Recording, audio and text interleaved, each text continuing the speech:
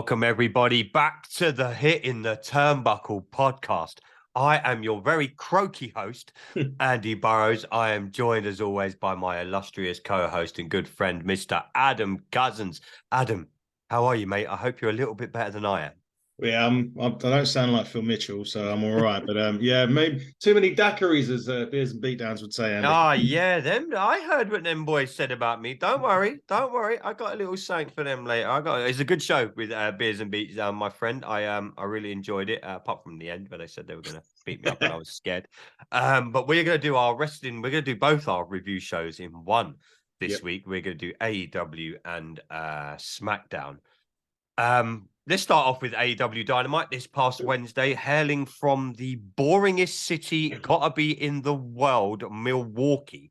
Never, ever give them guys a wrestling event ever again. What do they, I don't know, are they all stoned or high or something in Milwaukee? I've just finished AEW Dynamite from this week. It's been a very busy week for me. One of the worst crowds I think I've ever seen in wrestling. I mean, you had Jeff Hardy come back on this show. Dead. You had Kenny Omega and the Young Bucks, dead. Before we get into the whole review and like what happened there, Adam, you texted me as well saying you were watching it this past weekend. What did you make of the crowd, mate? It just goes to show how much crowds and audiences play in professional wrestling. Yep, they certainly do, and yeah, that crowd was dreadful. I can only remember if I cast your mind back. There's a couple of WWE events where the crowd was equally as crap. One of them was do you remember when Evolution come back and beat the Shield up? Mm-hmm. There was nothing. There was like just death, silent. And then the only other one that really surprised me about the lack of pop was when Sting went to WWE Survivor Series. I debuted it, yeah, when he come out with Triple H at the end. Yeah, nothing. Yeah. Unless it didn't help that it come up on the pyro Sting, and they were like, "Well, you kind of gave that away." But yeah. Or do you remember when he come back on Raw and he was inside the thing in the middle of the ring and they lifted? It was meant to be someone else and it was Sting. But yeah, this Milwaukee crowd for AEW Dynamite this past Wednesday. Wow, I mean the show opened up with Darby Allin versus Swerve Strickland. In my notes, I wrote pay-per-view quality match. I thought it was really good. I mean, I don't think Darby Allin knows how to have a boring, slow match. I mean, the guy's, he's here for a good time, not a long time. His career is going to be very, very short. Some of the stuff this guy does in the ring. First of all, what did you make of the match? I don't know what they're doing with Swerve Strickland right now. He seems to be involved in God knows how many storylines, factions. I enjoyed the match. Really good. Like I say in my notes, pay-per-view quality match. Obviously, we had Darby Allin pick up the win. MJF come out at the end, started cutting a really good promo. Again, they're teasing the pay-per-view in May 5th. Sting then comes out and does all his characters. It was like a medley of former Stings. We had Crow Sting, we had Joker Sting, we had everything throwing pom-poms around at one stage.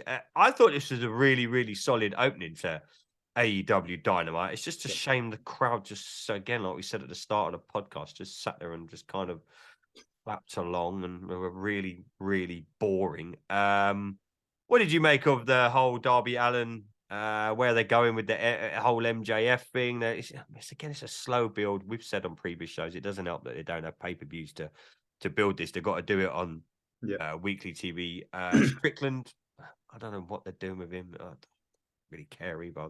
We'll get to the end of Dynamite in a minute, which is somehow he was involved in. But what did you make of it, mate? I thought a really, really solid start for what it was probably one of the highlights of the show, if I'm honest. It wasn't the best Dynamite. It wasn't the worst. No. It wasn't the best Dynamite I've seen. And again, I think that comes back to crowd participation because these wrestlers feed off crowd. You've only got to look at every event. We've just recently come off WrestleMania. Don't get me wrong, not comparing a Dynamite to WrestleMania. But when the crowd are into it, it helps these performers. What did you make to start a Dynamite, mate? I thought it was really solid. Yeah, it was a solid start. I mean, Darby Allin and Swerve are two great competitors anyway, so I was expecting a good match, and they delivered. It was pay-per-view quality. What I will say, and as good as MJF is on the mic, I'm just getting a bit bored with it. Okay. Like, it's every week. I mean, he's a champion. We don't want the champions wrestling every week. I get that. That's all fine. But And as good as he is, I always too much of a good thing. Mm. And then it starts grating, and it's like, well, do something else. Sting's bit was funny because he doesn't normally get a lot of opportunity to talk. So having Sting going through his personas was great. I just don't think we need to start seeing something else from MJF now, because it's just his promos are great because they go to the point and sometimes they step over the line, which is fantastic. But we're just seeing it a bit too much now.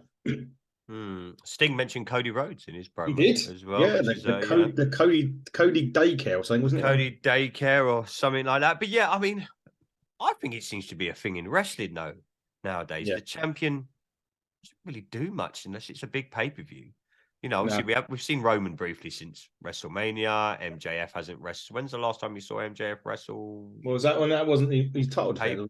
Yeah, title defense, but like it was the last pay-per-view. I mean, he's the problem AEW have got is, like I said a minute ago, where they don't have pay-per-views once a month.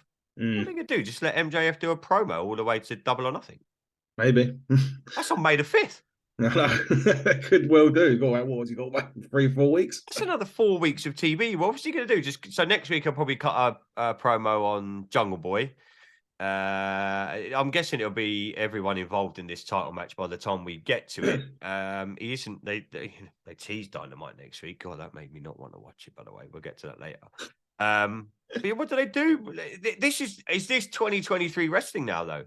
And obviously, I don't watch a lot of Impact or NXT, but like you say, that if you look at the big powerhouses, and look from when me and you again, we say it when we grew up, at least the champion was involved somehow.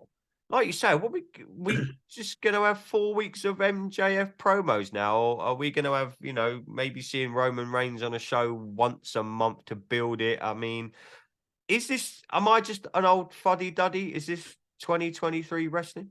Could be. I hope not. I'd like to think we'll start seeing more of the champions. Probably when Roman drops it, the next title holder is going to be very busy. I would have thought in WWE anyway. I don't know with AEW. It's just so weird what they're doing. I like the champions being involved. I would have liked him to have at least a couple of matches. I mean, they haven't even announced, what did we say, 3 weeks away, and they've not even announced who he's May the 5th. Yeah, it's looking like it's going to be him versus. It'll probably be the Four Pillars match. But the Four Pillars match is going to probably be the main event of Double or Nothing. Is not looking great right now. I mean, that can all change in a drop of an eye. It could. I mean, they always. The thing I'll always say about AEW is they always do pull it out on their pay-per-views, but then they do that, and then you're back to kind of like mixed storytelling again. Look at Swerve Strickland. We'll get to it later at the end of Dynamite, but he's like, what? Hang on a minute. He's involved in what? Getting involved with the Keith Lee storyline. That was months ago, and he's like, I know they swerved it, no pun intended, on Dynamite with his promo backstage saying, I've still got unfinished business. It's like AEW were like, how do we end this main event without it really end? And that's what they've done. But yeah, as far as MJF and Sting and everything, I thought it was a solid start. The interesting part was Sting saying he hasn't got a lot of show times left, considering obviously where they're coming to Wembley in August, and it does make you wonder whether that's going to be the swan song. Yeah.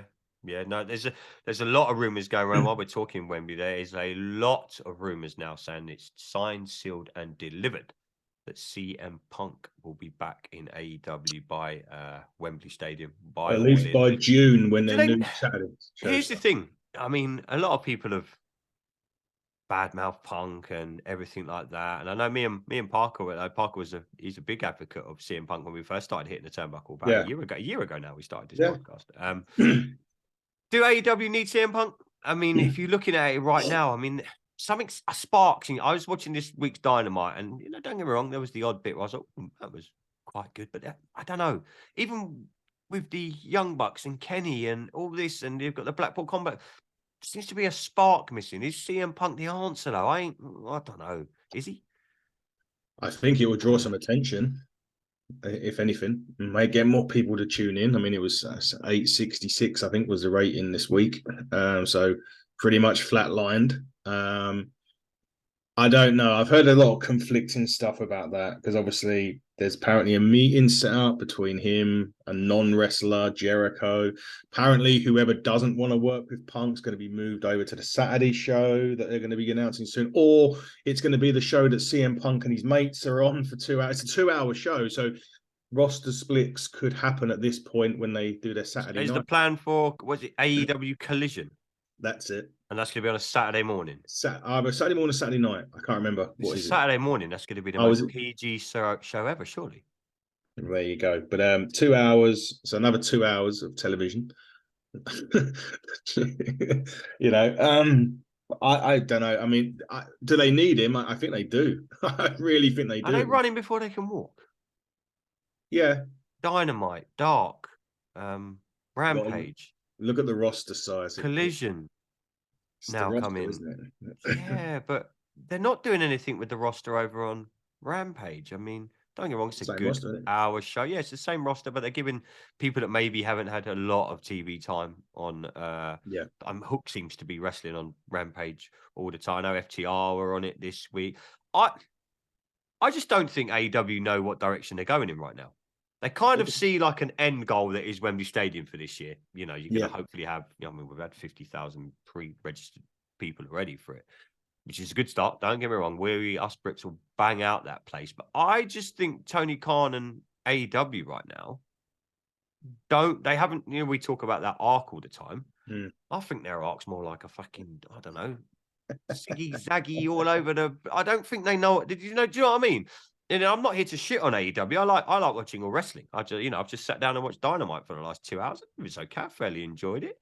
But what do you reckon? I just don't think they know what, where, how, why, who. You know, this person's in that storyline, and then they go back to a promo from January, and that person spoke in Japan, but that person mentioned AEW, but then that AEW mentioned someone from this federation, and that title got different. As a wrestling fan, we want things simplified. You know what I mean? We want to know this is the storyline. This is who's involved. Give us it weekly so we can keep up with it. Don't keep throwing Swerve Strickland in one group and then he's like, hang on. Oh, shit. Yeah, I had a feud with Keith Lee a while back. Let me jump in this main event. Or, you know, same for the women. Do you just think AEW haven't got a clear vision of what the hell they're doing right now? Possibly. Something's not quite. I mean, feel for Tony Khan. He's got to write 2 hours of Dynamite, 2 hours of Ring of Honor, an hour of Rampage, and now another 2 hours of Collision. There's going to be. Jesus. I mean, his writer's cramp's going to set in soon, surely. But surely something just in your head goes, let's pump the brakes a bit. Let's just do Dynamite, Rampage. You know, stick with AEW Dark, which is quite good. You know, so Elevation. Yeah, you're obviously all on YouTube, on Fight TV. Why do you need Collision? You've got enough shows if you want to spread out the roster, but they're not using them. I mean, I don't know, mate. I think they've got if you go back, you know, they've been going 4 years now. If you go back to when they were started, they were white hot. Now, it's not exactly making me want to tune in every week. I have to tune in every week because I've got to come and do a bloody podcast with you. But, you know, we were getting to SmackDown in a bit. That wasn't much better this week. But, yeah, I don't know. What direction do you think AEW should be taking? Where would you push it if you were running it? Or, like, is there any storylines that you would can? Because it just seems to be all over the place at the minute. I'd probably just can everything and start from fresh. That's where I would go with it. Because as you say, 1 minute this guy's going against him, and the next minute they announce this match out of the blue, and you're like, well, where the fuck does that come from? Why are they doing it? Oh, they had this feud in Japan in 1978, so we're going to bring it back, you know, in 2023. Okay, fine. You know, so I would just like maybe get to Double or Nothing and then hit the reset. Yeah, they should do. Powerhouse Hobbs. Again, here we go. This is a prime example. So Powerhouse Hobbs won a squash match on Dynamite, but it was advertised as an open challenge, correct? He was walking to the ring when the geezer doing the open challenge was already in it. The whole point of an open challenge is you come to the ring and the open challenge walks. Don't put him on during an advert in picture-in-picture, and he's already in the ring. I believe. They're making me lose my voice again. I believe that it was already. I knew at the weekend he was taking on Elias Young. So it's an open challenge that was answered on social media. Yeah, pretty much. Oh, fucking great. So now I need to pay more attention to AEW. Yeah, it already come out. He was taking on Silas Young, but Squash match. yeah, that was. I didn't like that. Wardlow back again. They reintroduced. I like Wardlow, but again, is he since the whole MJF thing? What have they done with him? You know, the Wardlow Powerhouse Hobbs is like a Vince McMahon wet dream. These two beefcakes going at it, you know what I mean? And obviously Wardlow smashed the living bejesus out of Powerhouse Hobbs's car on Dynamite, and then halfway through Dynamite we get the announcement again. Nothing, no build, no nothing. Just next week on Dynamite, Powerhouse Hobbs will take on Wardlow for the TNT title. You're like, what the fuck? Hang on, what? Okay.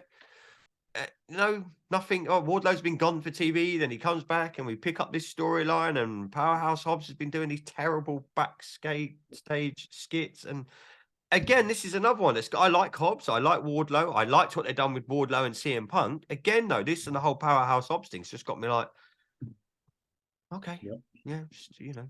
Is the TNT title going to change for the 20th time already? Yeah, and is that going to be in the main event next week on Dynamite? Because I haven't really advertised anything else. I mean, I know we saw Kenny Omega and the Young Bucks and everyone else. They have announced something for Dynamite. Have they? Oh, I must have missed I'll look at it. Yeah, you look at it. I'll talk amongst myself. But yeah, I don't know because you know Hobbs and Wardlow. Again, it's not really ignited my passion to watch Dynamite. We say it all the time. Get me to tune in next week. Now, this episode. You're lucky you and I are in a podcast right now, mate, because I'm not sure if I can. He's got it. No, they've announced a face-to-face this Wednesday. So yeah, they got Hobbs and Wardlow, Hater and Baker versus Soho and Storm. That's because it's in Pittsburgh, so yeah, it makes sense. Britt Baker, yeah. Jay White versus Commander. You know, the Commander guy that took on. Where did that come from? I don't know. Not the Washington. No, okay, not them. Right. No. This guy wins matches. True. Then the Acclaimed versus JAS. That'll be good. And there's a face-off which we'll get to later because it's part of the main event. Okay. Yeah. So again, AEW. I know inconsistent. It seems jumbled up.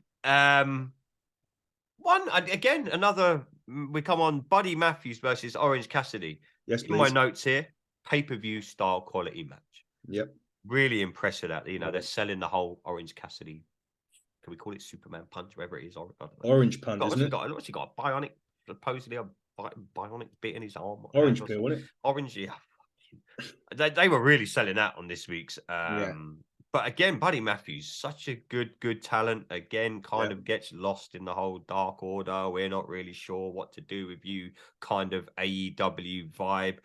You were saying a couple of weeks ago, though, you're kind of done with the Orange Cassidy storyline and his whole, you know, gimmick, shall we say? Did this week on Dynamite, you know, ignite anything within sight? I thought it was really, really good. Again, though, I'm kind of. Where are they going? You know, I can't see any. He's going to feud with him. You know, he has this international championship. It was the All Atlantic, wasn't it? Now it's the international. Yeah, again, that's changed back in names more times than bloody Toys R Us. I don't know what's going on. Again, it's just because Tony Khan is just literally booking this all on his fucking own. Is anyone helping this dude? Don't get me wrong. We go back to the days of WCW and you had Nash, Hall, Flair, Hogan, all them guys. You don't want that kind of scenario. No. But go and speak to someone like a Vince Russo or someone that could maybe help you write this TV, because at the minute, I think he needs help.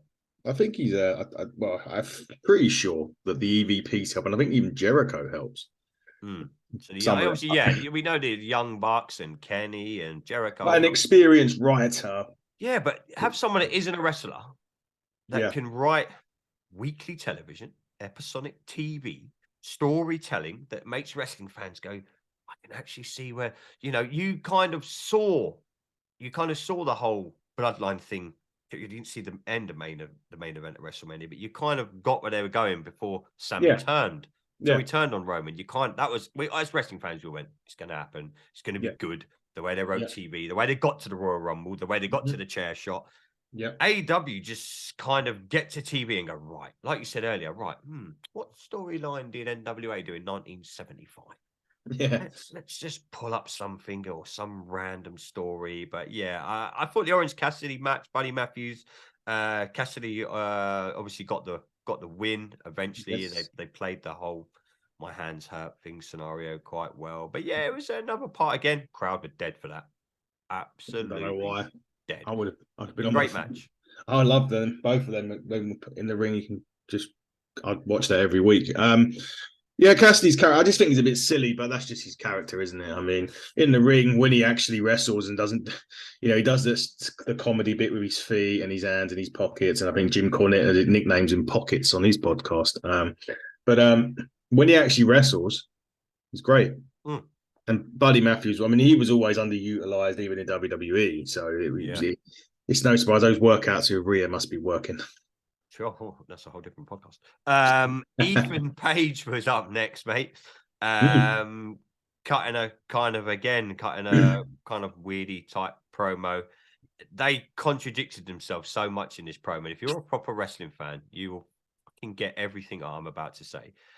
Matt Hardy come out with Private Party, one of the Private Party guys, wasn't it? Yeah, and they were like, "Oh, you need to read the small print. It says in the small print if so and so happens, then we're disbanded from the firm, and now we're not part of the firm." And then they kind of said, "Well, no, but next week if we have a match or something's coming up where if we beat you, then we're out of the firm." Yeah. And then they get in the ring, and then Hook comes out. Why? Where the fuck has he come from in this storyline? And I'm kind of like, okay, here's Hook for whatever reason, sorry, go on, mate, before I get into who else come out. I must say, even the commentators were getting that wrong, because at the point where it's 3-on-3 and the firm are kicking their ass, they went, "Oh, the firm have got numerical advantage." Yeah, it's 3-on-3. Yeah. And then Jeff Hardy's music hits. Love Jeff. Always good to see Jeff Hardy. Crowd kind of popped. He ran down with a chair in his hand, all like, and I was like, "What the fuck is going on here?" Cut the chair shot, swanton bomb. Jeff Hardy's back in wrestling, mate. Are you pleased to see it? What did you make of the whole segment? Again, it seems to be the theme here. It's just AEW mishmash. They don't. Again, man. Why Hook? And Jeff, I think they've announced already. I know they've done something on Rampage. I'm not going to lie, I haven't watched Rampage yet. I know Jeff Hardy and they announced something on Rampage. I think they're going to be maybe appearing on Dynamite next week. But always good to see Jeff Hardy back in professional wrestling, mate. Yes. Let's hope he stays healthy. Let's hope he stays clean. Yeah. But if I had £1 for every time I said that, mate, I'll be a full-time podcaster, because he just can't seem to do it, can he? No, he can't. It was confusing the fuck out of me, that promo, I must admit. I think Hook's had problems with the firm, so that's why. And I'm sure maybe something happened on Rampage the week before. I can't remember. I watched Hook was on Rampage. Did he not take on Ethan Page or something like that? And then he did, but that was just in a rematch from Dynamite. He took him on in Dynamite last week. Okay, yeah, of course he did. Yeah. So, well, there you go. That's why he come out. So that answers that question. The promos were confusing. I didn't get it. Jeff coming back. Yeah, love Jeff. It's always, he's a talent. He's old now. He's banged up. He's still going to be banged up because of what he's done during his career. So he's never going to be that Jeff Hardy. I just hope that. Obviously, he's just had his eye surgery. So he's still got he's got red eye again. But for the right reasons this time. No comment. Yes, he's got for the right reasons this time. So I think it's going to be a while before he gets in. I'm pretty certain on Rampage they said they're going to have a match at the Hardy compound. Oh. So a cinematic style match with probably his wife playing the keyboard or piano, whatever it is. Jeff will probably have different personas. Maybe we'll see. Is it Willow? He's have a character with the mask. Maybe we'll see Willow.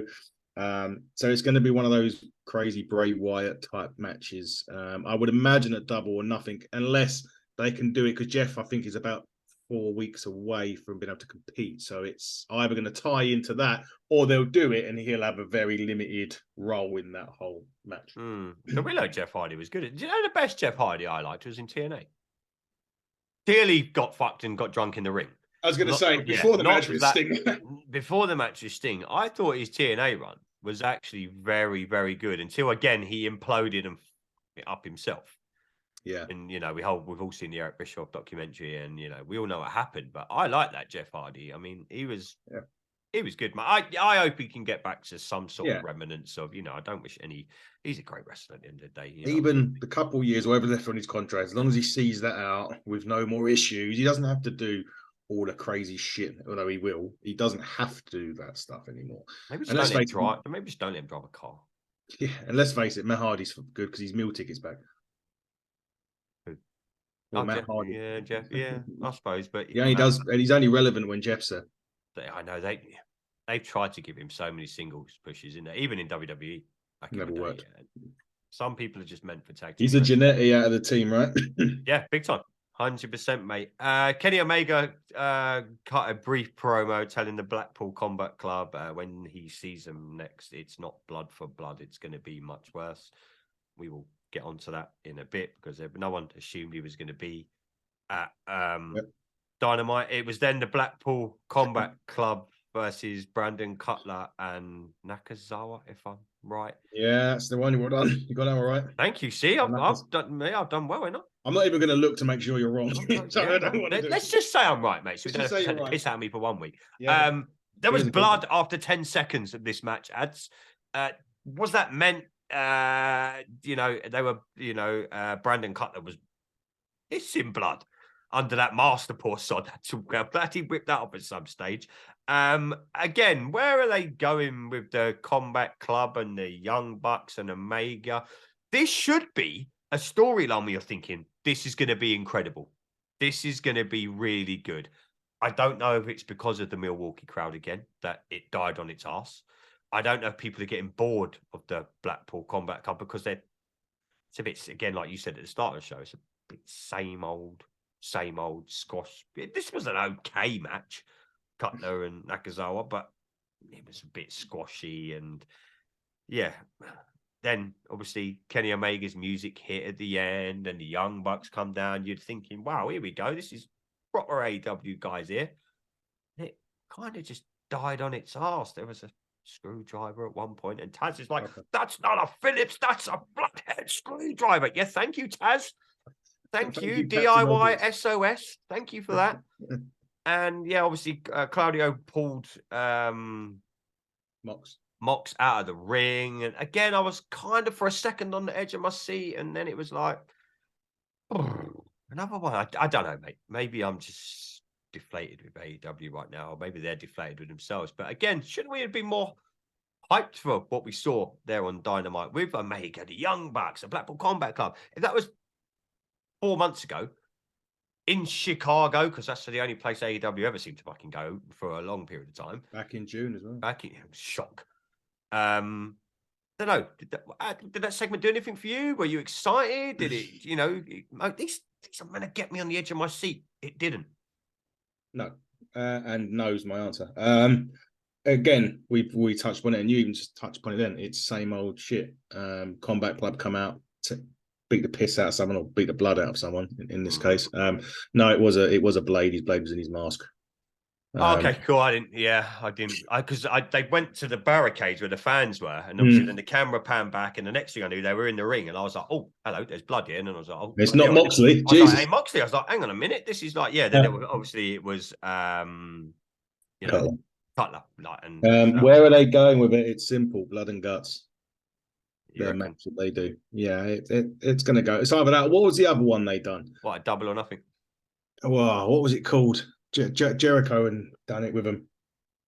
Oh, shit. Anarchy in the Arena. That was it. Oh, yes. Go one of those two ways. Because you know what the Young Bucks and Kenny are like for a. Remember when during COVID they done that in the Jacksonville. Yeah. Do you know what they're like for one of those matches? And anything for Mox to bleed again. Danielson will probably be involved, I'd imagine. Yeah, where was he this week? randomly, no one mentioned him. No one said, is he, what's he on? Like a part-time maybe, schedule now? Is he maybe it was pre-mode time. Maybe it was. Could have been pre-mode time. I wouldn't blame you for staying home. But yeah, I don't know, mate. It was hit and miss. It summed up Dynamite for me. Yeah. Yes. And then here we go. This is another. Oh, Jesus Christ. Sky Blue and Rio versus Ruby Soho and Tony Storm, the Outcasts. Yeah, I don't know, mate. Honestly, I'm not quite sure what to say about that match. Obviously, just another match to tune up the Outcasts. Yeah, again, it was just another match to put it kind of built next week. It's in Pittsburgh. Jamie Hayter hit the ring, Britt Baker hit the ring. You wouldn't know it because the crowd was just not, hello, dead.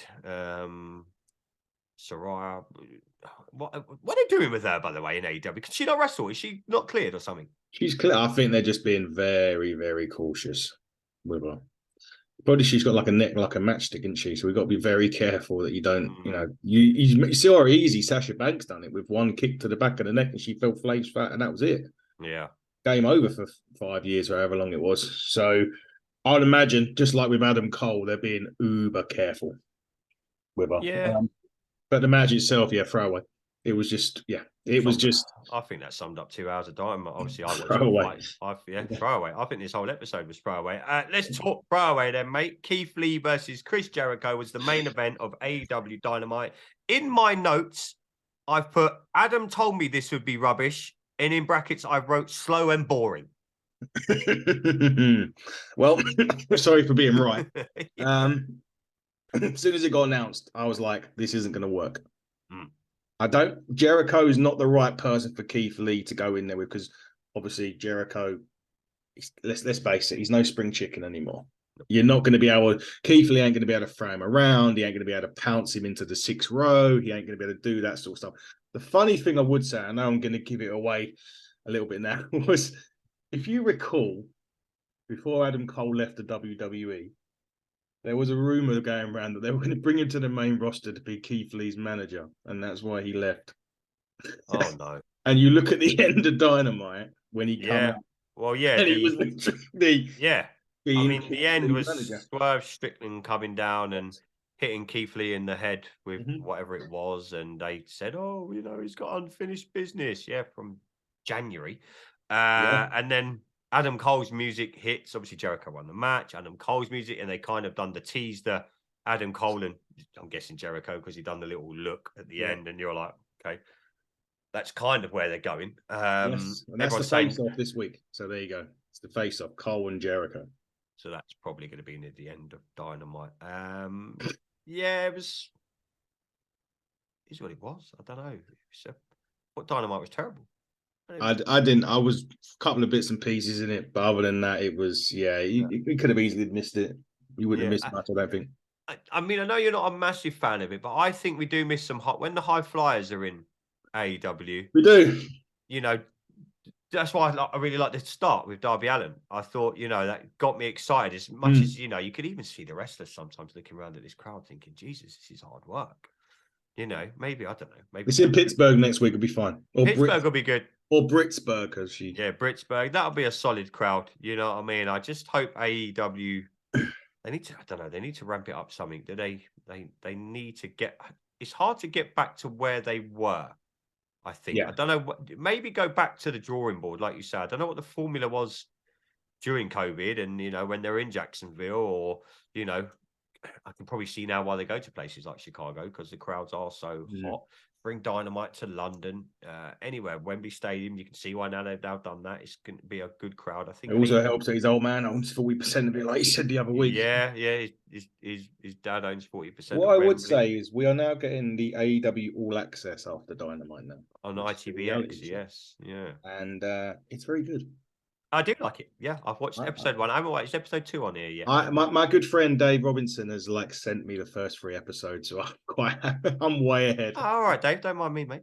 I'm meeting him Friday. Maybe tell him you could have tweeted HTT Buckle. That is probably good thing about AEW right now is that Access show. If anyone hasn't seen it, go and check out AEW. You do actually get a bit more respect for guys like Guevara when you watch it. Obviously, it's centered around certain individuals, and but the other thing I would say, and quickly before we move on to SmackDown, was Jesus Christ! Did you see the Eddie Kingston promo on Ring of Honor?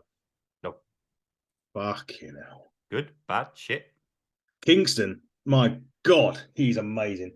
He's out. He's got an injury, so he's been pulled. I think he's got surgery or he's got to do rehabilitation or something. But he's got an injury, unfortunately. My God, just watch it on YouTube. Seriously. Okay. As soon as we finish recording this, if they don't put a title on him, I'll just But again, these are another one they've kind of dropped the ball with. They've palmed him out to Ring of Honor, which, don't get me wrong, I've watched quite a few of their shows and they're okay. But I don't know how people are watching all over the world. People watch Ring of Honor. Unless you've got Fight TV or something like that, you've got people streaming service, right? Yeah, but again, people like Kingston, he should be on Dynamite. I've always liked Eddie King, like ever since. I mean, to be honest, I'll be fairly straight. I heard briefly about him because he was in Impact for a while, but I hadn't really seen him until we challenged Cody, and that was the first time I ever. And even from then, because his promos grip you. All right, he hasn't got the 6-pack. He's got basically my fucking physique. But like the bottom line is, he's still a great wrestler. His promos are so good because it feels like he's actually coming from his heart instead of, and I'm sure that most of this isn't, well, the majority of it isn't scripted from him. He's just amazing, and they really need to do more with him. Yeah. So just finishing up with AEW Dynamite, if you had to give it a grade. Oh, Jesus. 1 from 1 to 10. 1 being really bad, 10 being awesome. 6, but that's being generous. Oh, I was going to say I'm giving it a 5, 4. Yeah, I could have been. I'm giving it a 6 because of the match. Some of the most well. I'll give it a 5 just because of Darby Allin match. Yeah, Darby Allin and the other match was Orange Pockets, Orange Cassidy, and their buddy. If they just had those 2 matches on the card, it would have been quite high. Yeah, they should have done that on Rampage. It would have been an hour long. But anyway, let's see what AEW holds next week, ads.